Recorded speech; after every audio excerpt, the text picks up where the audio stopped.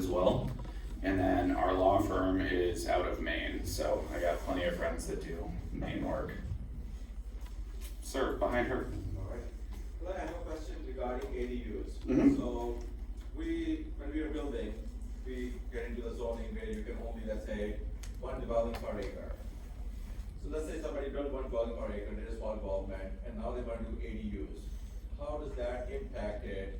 And let's say we even get further into detached. How does that work? Maximum, density? Because now you're adding, let's say, 6 out of 3 lots gonna add ADUs. How does that work? Yeah, it's a really good question, and I was actually in the town of Wilton, and they raised this question where we needed to show that our road was adequate for the 6 houses that the developer was gonna build and we were working through the planning board on.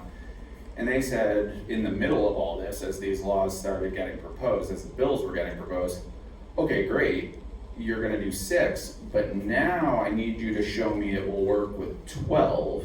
It's not the law yet, and also, if you make me do it this way and build my road to a different spec or whatever it was they were trying to beat out of the developer here, because they didn't want 6 either, and they definitely didn't want 12, is you have to figure out how that law works with the local zoning.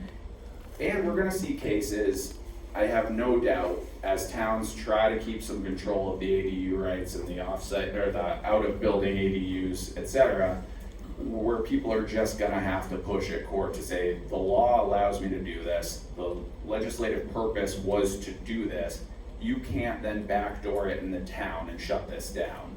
And I imagine, polish the crystal ball we were talking about earlier, I imagine that there will be cases in some of these communities, probably on our 18 miles of seacoast, etc., where they're like, no, stop, and they say, the law says we can do this, and that's worth bringing the case up.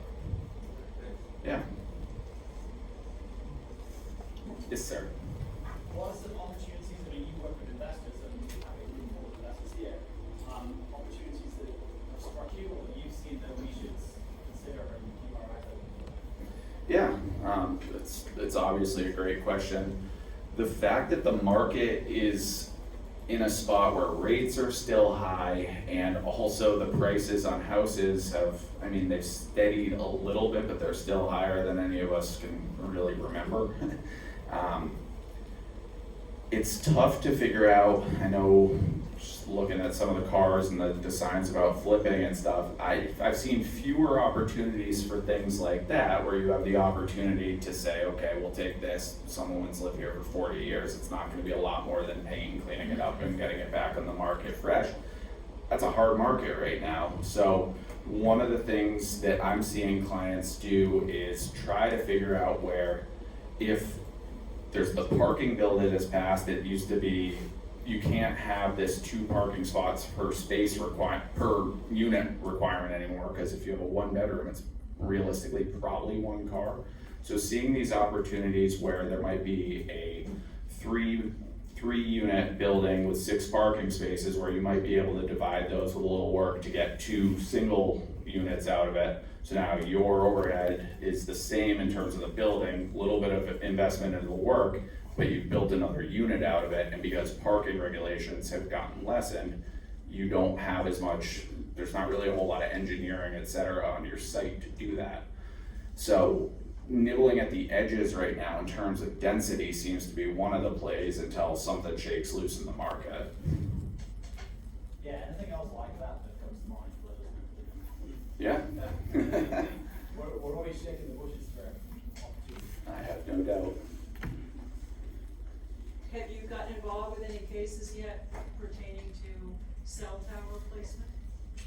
I live in Bow, so I got to watch the general fight about that go through our planning board. I have done, actually at a hotel in Boston, I worked on an easement for a cell tower on top of a hotel. That was pretty cool, sort of transactional, not really zoning work, but not specifically in permitting those. And I have colleagues who have done a lot of that work, but right now it seems like it's a more robust network is already built up, so now we still have dead spots all over the state, but adding more of them seems a little less frequent than it was at the beginning. I'm actually on the other side of it, wanting to have more restrictions. I know this is the live free state. Uh-huh. But, I specifically, for health reasons, need to be away from them, and I'm aware of some of the lawyers at the national level, but not specifically in New Hampshire. Yeah, I don't know specifically who's doing